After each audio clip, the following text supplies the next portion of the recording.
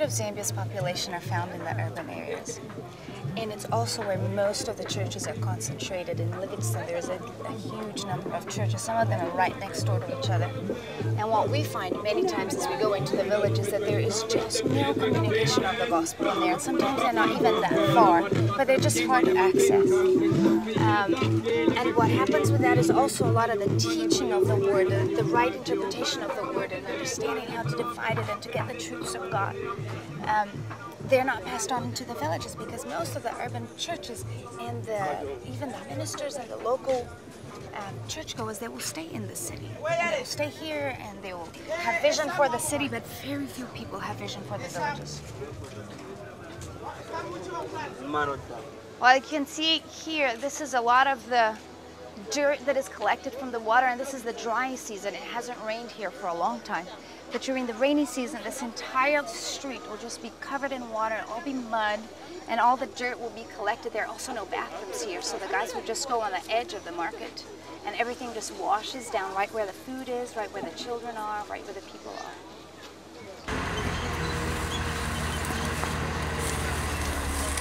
I don't see why there's no reason why you shouldn't be able to make it through here.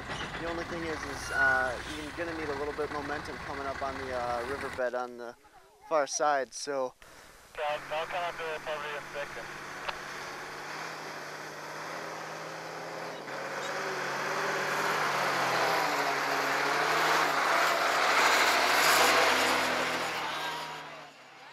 I mean, it's 90% travel, 10% glory, and I mean, it's easy to, do the preaching, but to get there is what holds people back. These people, the only vehicle tracks you'll see are last year our tracks that went to the same place. So that's one of the things that I like to see, is being able to go to the most remote, unreached people with four-wheel drive vehicles.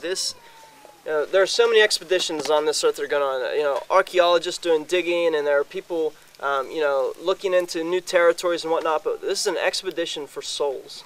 We're bringing the Lamb the reward He died for. Like, this is the highest of high. This is what there is to live for. We're performing the work of our King.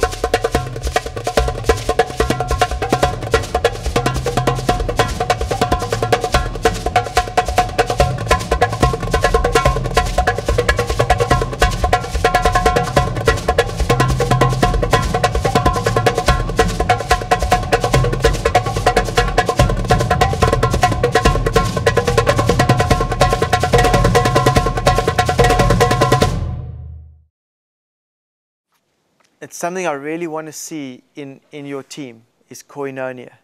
Something you have to develop, because you'll develop it here and you'll learn to develop it in everything you do in life. It's koinonia. Koinonia means an exact duplicate, an exact joint sharing in the same likeness of. So if we have fellowship with one another, we're not just talking. We are sharing together in a perfect likeness. Does it make sense? A perfect likeness. I see in Dan an exact image of myself. Because the image I saw of myself was not the one I looked in the mirror. It's not the one my parents gave me. It was not the one that my school teachers told me. It's the image that I saw reflected in Jesus. And this is the place that we launch out of to do our mission work into Central and Sub-Saharan Africa. We're going to take a trip on my bike into one of the villages neighboring and chat to some of the leaders and elders of the village, and just greet them and share some of the word with them and encourage them in the gospel. And so let's take a drive out there on one of the dirt roads, and I'll take you into one of the villages.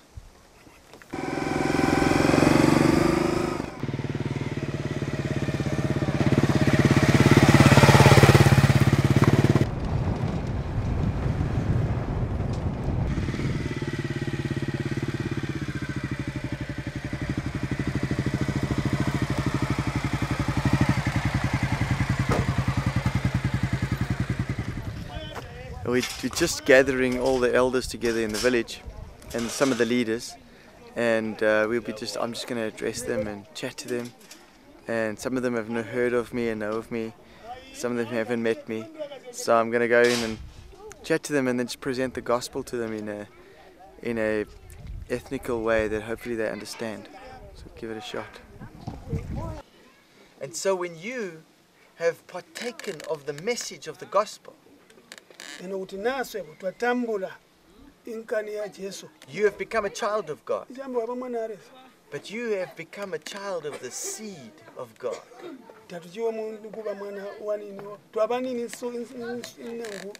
And all of the curse that was on Adam is cancelled. Do you see that? There is no witch doctor's curse that can curse you.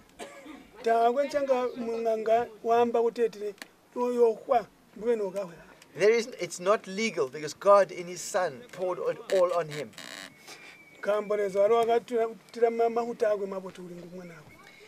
And so Africa is dominated by the legends, the stories that are untrue.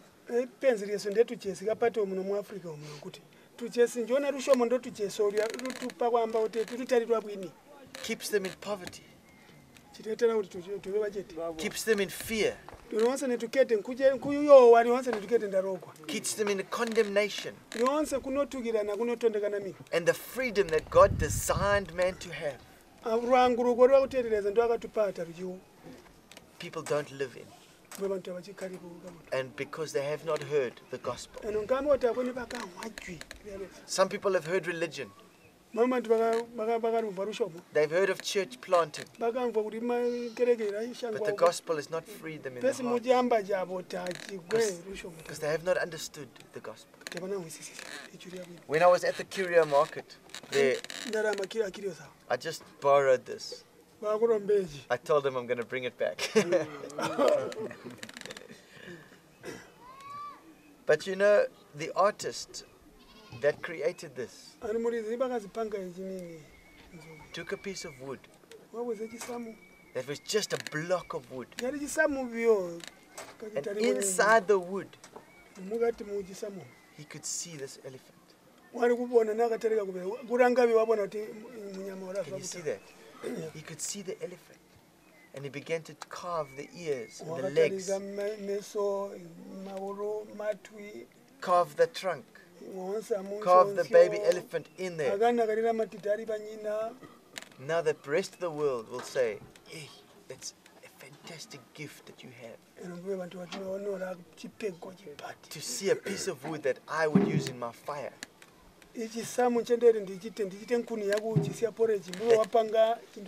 That you create to be something beautiful. This is the message of the gospel. That God, when He looks at you, He sees something beautiful. When the world looks at you, they see firewood. But God does not see that way. It's wonderful news. Yes. That God looks at you and He sees His perfect creation. Lacking nothing. Mama, you've lived a long time. You've seen a lot. You've seen the elephants come here for years and years through your village, am I right?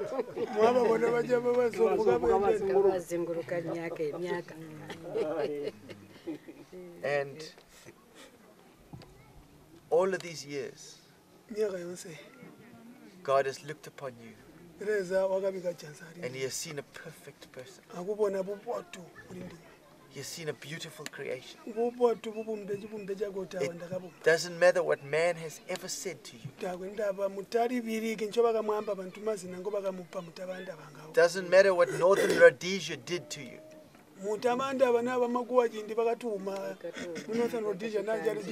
It doesn't matter how it had tried to oppress you. All this time, God looked upon you and saw beautiful creation. This is the gospel. The young children that are running in this village, they are going to be molded by society. They will be molded by the words of their elders.